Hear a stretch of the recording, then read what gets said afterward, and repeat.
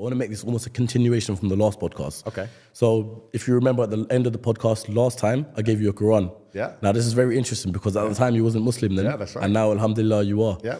So first off, I want to say, welcome to Islam. Thank you. And secondly, what I want to say is, I know you've said a few times that you don't want to discuss Islam too much on podcasts. Yeah. And I completely understand that because at the end of the day, it's nothing to be ashamed of because we're all sinners and nothing can get anyone anything perfectly said. And even me being a born Muslim, and I'd like to say I have a vast amount of knowledge on Islam, regardless of what I say, there's still going to be people out there who comment back on what I say because people have different schools of thought, etc. So what I will say is just like the quiz shows where you got phone a friend, also the team are Muslim right now, so you've got phone a sheikh. So if you've got any answers, any questions that you want answered on this podcast today from a fellow Muslim right here, thank you. Or if I can't get the answer, we'll get the answer for you. Yeah, I'm studying it and I have a huge amount of respect for Islam, and it's one of the only subjects that I am passionate about that I don't know everything about. Everything else I'm interested in, I can sit and talk about for hours. Yeah. Or if I talk about Islam, I feel like there's people far more qualified than me, and I feel like it's disrespectful because I'm new to it, I'm a revert, and I'm trying to learn like everybody else. And yes, I'm famous, and yes, I'm well known, but my opinion isn't valid compared to someone who's a born Muslim or studied it harder than I have. But how would you say it's shaped your life and your mentality? You know the best thing about Islam? The best thing about Islam is how simple it is because there's wrong and right. It's a simple religion. Well, it's wrong and right. I mean, you look at other religions and it's also subjective now. Yeah. And that's why I've said many times on different podcasts that it's the last true religion. If you don't have a strong barrier, if you don't have a yes and a no, you don't have a religion. If you tolerate everything, you stand for nothing. And if you believe in God and you say, I believe in God, but I'm not a Muslim, I'm going to say, okay, that's fine. You're a Christian. What is Christianity anymore?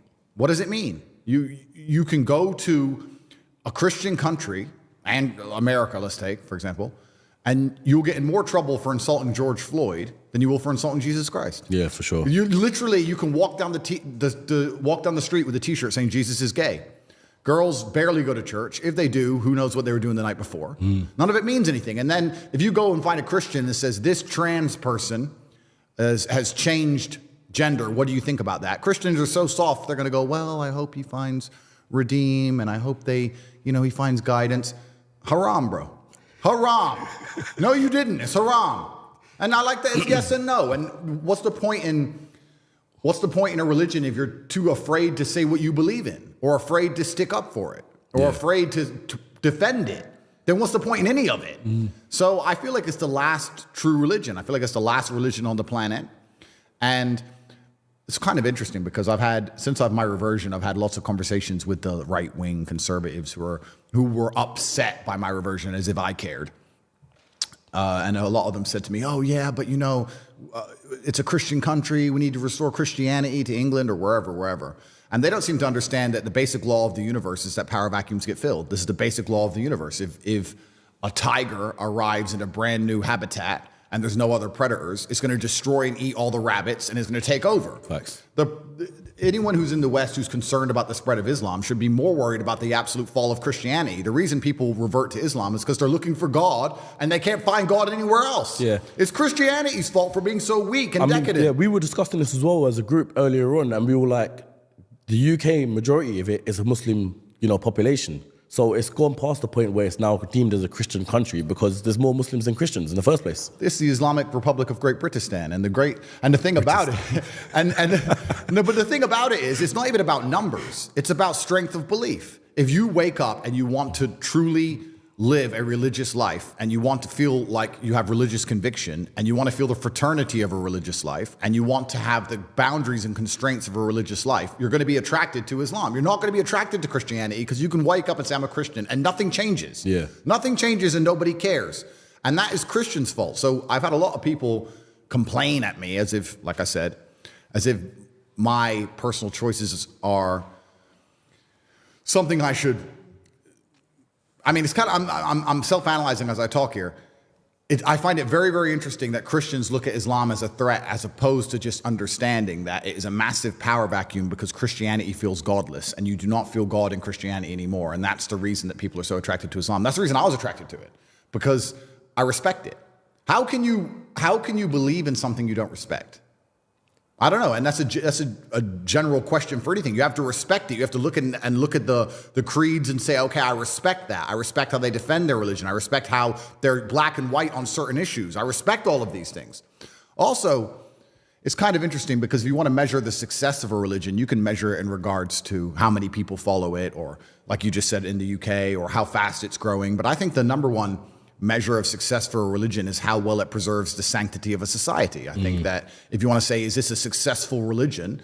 Well, then you'd look at the society which it governs and say, are the creeds of the religion being adhered to by the society that it governs? I would argue that most Islamic countries have an Islamic feel. I would argue you'd avoid a lot of the LGBT garbage. You'll avoid a lot of the woke insanity. You'll avoid a lot of the feminism, which has destroyed the West, and all these things, because Islam is being adhered to and it's keeping the society functioning.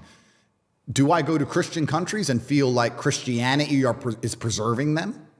Not really. What about true hardcore following Christians? I'll give you an example. Obviously, you're just coming off the back of doing a podcast with George Janko. Yep. Now, I love that podcast purely because you guys was talking about religion, you being a Muslim, and he seems like, well, I haven't met him obviously, but a true following Christian. Yep. And it's funny because when I see a true following Christian, it's like you're so close to Islam, but you're just a couple of places where you're going wrong. Yeah. So when I saw that, I was like, shout out to George, because one day, you never know, man could be Muslim himself. Well, yeah, it's kind of interesting. Christians must feel a deep resentment towards Muslims, especially the true believers, because we stick up for what we believe in, and they want to, but they can't because their own religion has become so woke and almost betrayed them. How can you stand up and say, I'm a Christian and I mean it, and you better, when they have gay preachers? Like, it doesn't make any sense. Yeah. And your fellow Christians will turn on you and call you a bigot. Your fellow Christians will call you a bigot and call you hateful for saying that a man shouldn't chop his dick off. And then you're going to sit there and say I'm a true Christian. Yeah, it doesn't work. So all the Christians I speak to who truly believe, and I've spoken to a lot of them, they are very envious of Islam. And then I'm like, well, then what's the delay? But they feel like an affinity to Christianity because they were raised with Christianity or they're born Christian, and perhaps they see Islam as a Middle Eastern religion, which is kind of interesting because Christianity is a Middle Eastern religion. Yeah. They're from the same place. Yeah, they all spiral they stem from the same country as the Middle East. I read somewhere that only 18% of Muslims are even Arab. I think the largest, there's obviously a huge black proportion, and Indonesia is a massively Islamic country. Malaysia. I think Islam just crossed over 3.5 billion Muslims globally. Wow. That's more than half the population of the world. If you believe in God, I don't see how you cannot be a Muslim. I just don't see the attraction to any other religion that makes any kind of sense. And you can also look at this, and this is why I'm careful to discuss this subject, because I don't want to get in trouble with people who know more than me, but you can also look at this from the ideological and the theologian standpoint in regards to what happens after we die, and superpowers and Allah and Muhammad, peace be upon him, and all these things that we don't quite understand. But you can also discuss it right here on earth with what you see, like I said about preserving the sanctity of a society. So you sit and say, okay, well, if you're Christian, how is Christianity saving your children from the oncoming enslavement? How is your Christianity saving your children from the slave mind programming? How is Christianity protecting you? How is Christianity helping your neighbors? How is Christianity preserving anything? Whereas Islam is kind of interesting because someone else said this who was smarter than I, and I can't remember where I heard it from, but they said whenever you see a post-apocalyptic Christian society in a movie, it's just the purge and everyone's out to kill each other. When the meteors hit or whatever and America's under attack, there's snipers on the roof and everyone's trying to get food and everyone's struggling. Whereas if you look at a post-apocalyptic Islamic society, which exists right now, they're on the earth right now, they function and people still love each other. And it's the belief in God that keeps them together. I mean, there's no legal system in Gaza that's stopping people from committing crime. It's God, and it's God alone. And then you sit and say, okay, well, the strength of that religion, even in the harshest possible conditions, can preserve, to a degree, the sanctity of society and human nature. I don't think a Christian country could do that. If you put a Christian country under the level of destruction Gaza's currently going through, I don't think people would sit and say, well, Jesus says I shouldn't steal. In fact, if you look at what happens during natural disasters in America, it's the absolute opposite. It's just looting and chaos. What is a Christian country anymore? I don't know. What is a Christian country? A guy in America recently just got charged for a hate crime for taking down a statue of the devil that they had erected in a church. I'm mind blown. Like, statue of a devil in a church. They put a statue of the devil in a church. That one make sense. He walked in there and ripped it down and he's being charged with a hate crime. So I feel like if I want to get conspiratorial, which of course is unlike me, but if I want to, I feel like I'm all for it, so bring it. Well, God is the final barrier. The final barrier to the slave programming is always going to be God, because there's a firm right and there's a firm wrong. They're going to come along and convince us all that the sky is green. And it's unfortunate because slowly they're going to win. Right now, we laugh at the fact that a man can chop his dick off and become a girl. We laugh at that. But our great-grandchildren won't laugh at that idea. Unfortunately, slowly they're creeping in. And the only barrier to this insanity, the final protection, is God, the book that says yes and no. Simple. So would you say, just a quick, I'm sorry to disturb you there, would you say the answer to getting out of that and being part of the group where we don't believe what they say regardless is religion? Oh, it is, but it's only Islam. This is the point, because Christianity is under such heavy attack now, and they've watered it down and diluted it so deliberately. They've done that. They want to do it to Islam. They're going to try very hard, but it's not going to be easy. It's still going to be a lot harder. Whereas Christianity doesn't protect anything anymore. There's no firm right and there's no firm wrong. Exactly. Yeah.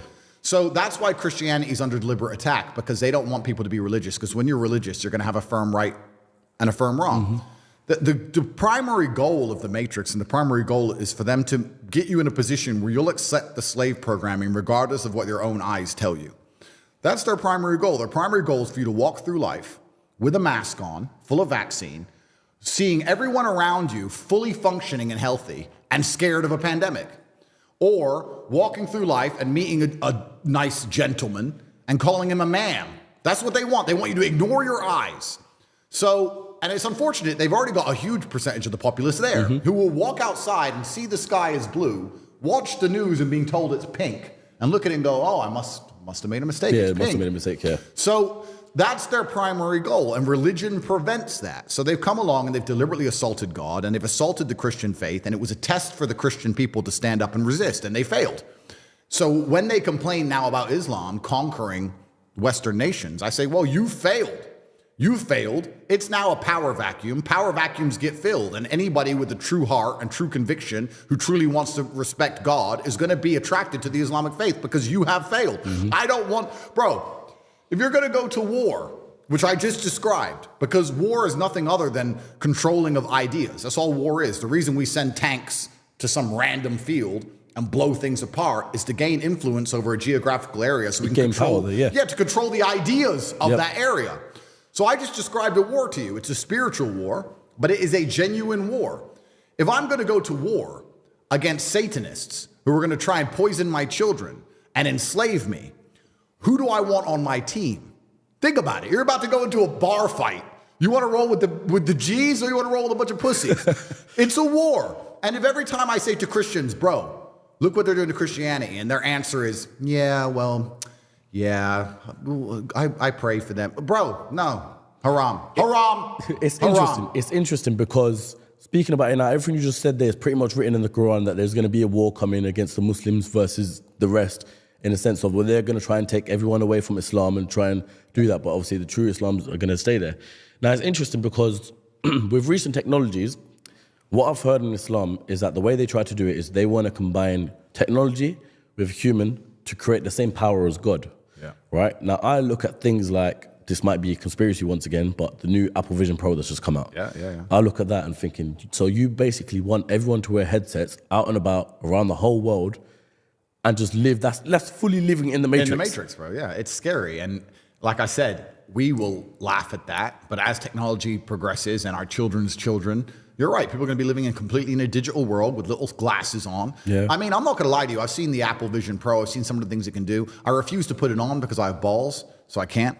But if once they reduce it to, let's say, the size of my sunglasses. Yeah, then it's going to be scary. It's going to be crazy. Yeah. Right? So, and that's where technology is going. It's heading in one direction. And that's actually the most interesting thing, because empires rise and fall. And we can discuss the falling of the Western Hemisphere at length. But usually geopolitically, as empires rise and fall, another empire comes and fills the vacuum, as we talked about power vacuums. And I feel like this is the first time in human history where, as the Western Empire falls, which it is, it's going to be replaced with this global technological enslavement program. Yeah. There's going to be some server somewhere in Angola where no one knows where it is, and it's going to control everything and everybody. And it's not just a matter of geopolitical influence waning and politicians falling and things like used to happen before. It's actually a lot more scary. And the globalism is coming and it can't be avoided. And I guess it's kind of like gunpowder technology like this. You can't avoid its progression. It's going to be used. It can be used for good. It can be used for bad. How do you try and prepare yourself for that and counter it? It's super interesting. And we need God more than ever, that's for sure.